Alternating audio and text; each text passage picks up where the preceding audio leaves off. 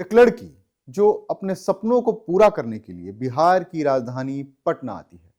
वो डॉक्टर बनना चाहती थी। उसका परिवार भी उसके लिए कई सपने देख रहा था, लेकिन तभी सपने एक साथ तब टूट जाते हैं जब 5 जनवरी की दोपहर 3 बजे उसकी लाश उसके हॉस्टल के कमरे से बरामद होती है। इस मौत को लेकर अब तक कई नैरेटिव सामने आए हैं। शुरुआत में यह कहा गया कि एक आत्महत्या का मामला है, फिर एंटी डिप्रेसेंट ओवरडोज की बात सामने आई। इसके बाद एक डायरी रिकवर की गई, लेकिन जैसे जैसे इन्वेस्टिगेशन आगे बढ़ी, पोस्टमार्टम रिपोर्ट में सेक्सुअल वायलेंस की संभावना को पूरी तरह से खारिज नहीं किया गया। इसके बाद एसआईटी का गठन हुआ, पब्लिक प्रोटेस्ट हुए और तब हॉस्टल ओनर भी गिरफ्तार हो चुका। यानी ये मामला अब सिर्फ एक सुसाइड केस नहीं रह गया है, बल्कि एक कॉम्प्लेक्स लीगल और इन्वेस्टिगेटिव सवाल बन चुका है। ऐसे मामलों में सबसे बड़ा खतरा यही होता है कि इन्वेस्टिगेशन किसी एक कंक्लूजन की तरफ बहुत जल्दी झुक जाए, क्योंकि एक बार जब किसी केस को ऑफिशियली आत्महत्या घोषित कर दिया जाता है तो बाकी संभावनाएं धीरे धीरे बैकग्राउंड में चली जाती है। एविडेंस उसी लेंस से देखा जाने लगता है और जो सवाल उस नैरेटिव में फिट नहीं बैठते वो अक्सर इग्नोर हो जाते हैं। यही वजह है कि इस पूरे मामले में इमोशनल डिबेट से ज्यादा जरूरी हो जाता है कानूनी दृष्टिकोण से बात करना। इसलिए आज हमने इस वीडियो में सुप्रीम कोर्ट के वकील और जस्टिस फॉर राइट्स फाउंडेशन के फाउंडर सत्यम सिंह राजपूत को शामिल किया है, ताकि हम समझ सकें कि कानून ऐसे मामलों को कैसे देखता है और जस्टिस का पूरा प्रोसेस कैसा होता है। सबसे पहला सवाल यहीं से उठता है कि क्या किसी केस को जल्दीबाजी में आत्महत्या घोषित करना पीड़िता को न्याय से वंचित करने की श्रेणी में आता है, और क्या इसके लिए जिम्मेदार अधिकारियों पर कार्रवाई संभव है?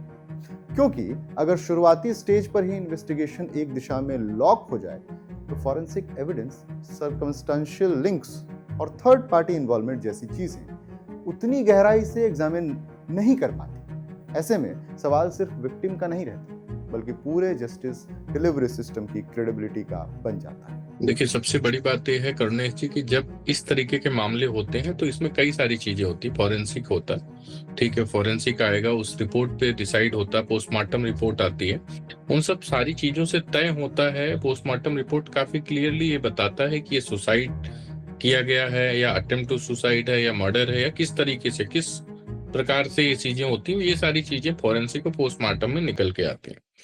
और जहां तक रही बात ये सवाल आपका कि क्या अगर इसको टर्न कर दीजिए, ऑब्वियस सी बात है, अगर जो है मर्डर को सुसाइड में टर्न कर देंगे आप, तो वो तो इनजस्टिस पहले स्टेप से ही शुरू हो जाता है।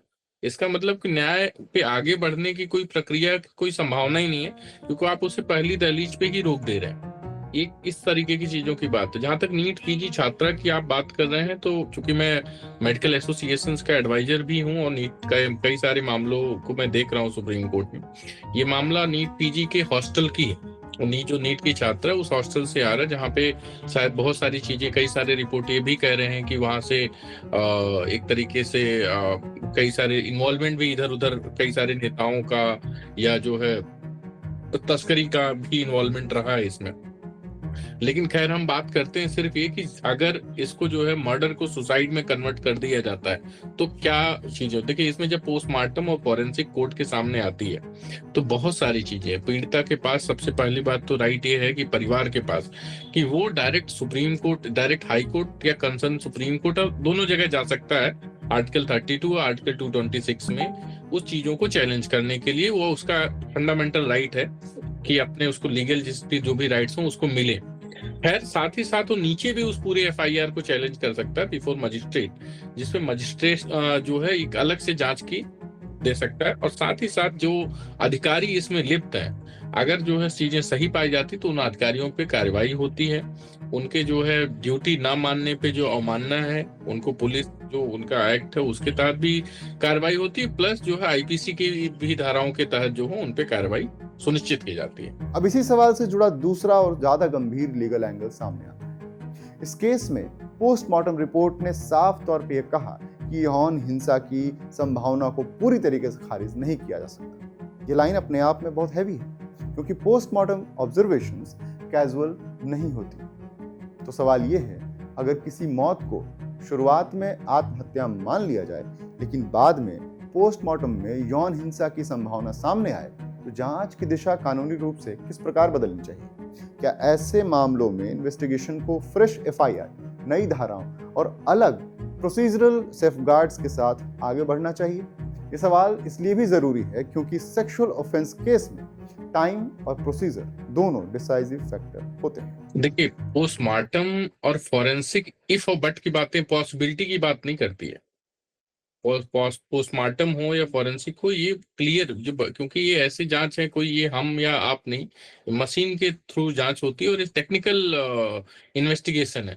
सो इसमें कौन सी बुलेट से मारा गया वो पूरा क्लियर होता है। ये नहीं, पॉसिबिलिटी नहीं कि ये जो है राइफल की भी हो सकती है, रिवॉल्वर की भी हो सकती है।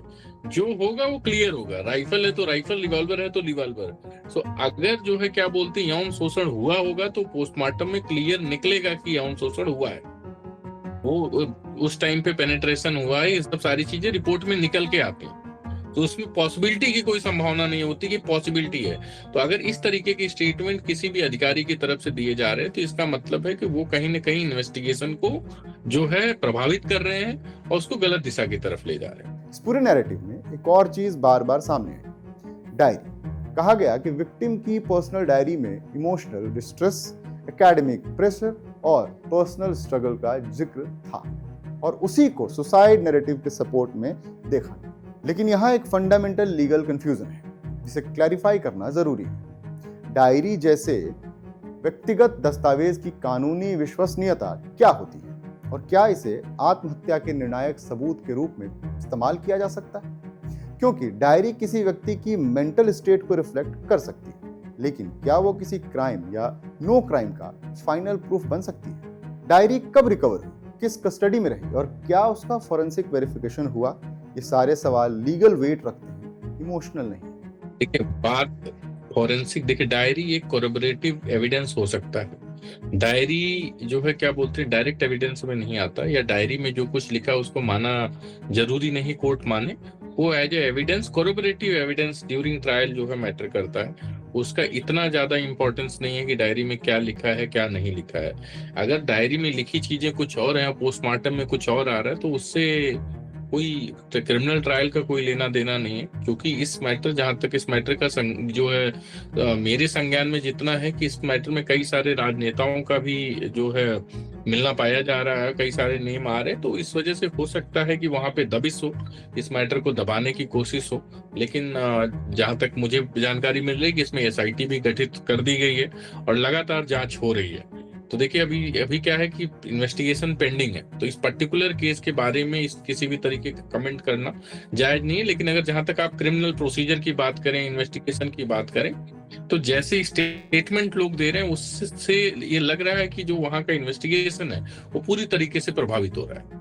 अब जब हम कानून की बात कर रहे हैं तो एक प्रैक्टिकल सवाल भी बहुत जरूरी हो जाता है। इंडिया में ऐसे कई केसेस भी हुए हैं जहां शुरुआत में इन्वेस्टिगेशन की दिशा पर सवाल उठे, लेकिन बाद में जस्टिस डिलीवर हुआ, या तो कोर्ट इंटरवेंशन से, या री इन्वेस्टिगेशन से, या सिस्टमेटिक करेक्शन से। तो इस प्रकार के और भी कोई केस जो सामने आए हो जिसमें पीड़िता या पीड़ित को न्याय मिला या नहीं मिला, तो उनका क्या हुआ और उन मामलों से इस केस को लेकर क्या सीखा जा सकता है? तो सबसे famous case RC Hemraj murder case है। आपको याद हो, उसमें भी उन्होंने सुसाइड केस की बात की थी, बट बाद में पूरी ही सारी चीजें पलट के आ गई, पेरेंट्स का इन्वॉल्वमेंट पाया गया। साथ में आप दूसरा अगर देखेंगे तो सुनंदा पुष्कर का केस याद होगा आपको, उस पे भी जो है सुसाइड की केसेस की बात हुई थी, लेकिन उसमें भी पलट के जो है बाद में डेथ की बात हो गई। तो ऐसे बहुत सारे केसेस हैं जहां पे मर्डर को सुसाइड का रूप देते हैं। क्योंकि देखिए क्या होता है कि जब क्राइम, आदमी एक प्लान्ड क्राइम जब होती है तो उसको इसी तरीके से प्लान किया करते हैं, क्रिमिनल प्लान करता है कि उसको अगर किसी को मर्डर कर रहा है तो वो मर्डर के बाद उसको किस तरीके से सुसाइड का रूप दे पाए, किस तरीके से अफेक्ट कर पाए। लेकिन आपको मैं एक चीज बताता हूँ, क्रिमिनल को ऐसा भी हो, वो कहीं ना कहीं इस तरीके की कोई चीज, एक मिस्टेक जरूर करता है जिससे चीजें अफेक्टेड जरूर होती हैं और निकल के बाहर आती हैं। और आज तो कई सारी तरीके की चीजें आ चुकी हैं, टेक्नोलॉजी पे आया है, तो कहीं ना कहीं ये सब सारी चीजें बाहर निकल के आती। पहले जो पोस्टमार्टम रिपोर्ट होते थे और जो मशीनें यूज होती थी आज बदल गए हैं और सारे हाई टेक्नोलॉजी के आ गए हैं। तो स्टेटमेंट क्या होता है और जो रिपोर्ट आती है वो दोनों क्लियर कर देता है कि कहाँ पे दिक्कत है। इन सभी सवालों के बीच एक बात साफ है, ये डिस्कशन किसी वर्डिक्ट के लिए नहीं है। ये न तो ये साबित करने की कोशिश है कि ये मर्डर है और न ही ये मान लेने की कि आत्महत्या ही है।